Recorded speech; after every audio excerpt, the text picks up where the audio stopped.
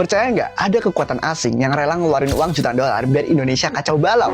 Contoh kecil aja, koruptor pada dibela. Ada supporternya, jelas-jelas merugikan negara. Harusnya kita dukung, tapi sudahlah. Dan ingat, itu baru skala kecil. Ada uang, ada pergerakan, ada koordinator lapangan. Bagaimana kalau lingkupnya kita perluas skala negara? Kalian percaya nggak, presiden bisa diganti? Bisa diacak-acak sama asing? Kalau gue pribadi percaya. Kayak, lihat Iran sekarang, pemimpinnya wafat di tangan asing. Atau kemarin, Venezuela, yang pemimpinnya Maduro diculik dari negaranya sendiri. Tujuannya satu, mengontrol negara lewat pemimpin yang disuka Amerika. Terus gimana dengan Indonesia? Gue kasih tahu, ada dokumen bocor yang mengungkap kalau ada 27 miliar rupiah yang mengalir masuk ke Indonesia cuma buat satu tujuan, membangun narasi perlawanan. Ini bukan selalu tentang oposisi yang ngebet naikin nama buat pilpres aja. Bukan, ini tentang satu nama yang muncul di balik otak pergerakan global, yakni George Soros, lewat jaringannya Open Society Foundation atau OSF yang baru aja menggelontorkan dana ke sebuah yayasan pratana di Jakarta bernama Kurawal Foundation. Dan totalnya bukan main-main, 1,8 juta US dollar atau sekitar 27 miliar rupiah untuk periode 2026-2028. Tapi yang bikin ngeri bukan angkanya, tapi isi dokumennya yang bocor. Mereka menyebut 10 tahun era Jokowi kemarin sebagai dekade pembongkaran demokrasi. Dan untuk era Prabowo sekarang mereka sudah punya agenda sendiri yang namanya The King of Asses atau Raja Abu. Mereka sudah prepare buku panduannya. Judulnya Bracing for Prabowo Years, alias bersiap menghadapi tahun-tahun Prabowo. Nah, kalau kalian nanya gimana cara duit ini bekerja, mereka nggak main kasar, mereka mainnya halus. Pertama, mereka masuk ke kampus-kampus lewat riset. Sebagai contoh, UI bahkan disebut menerima hibah 1,2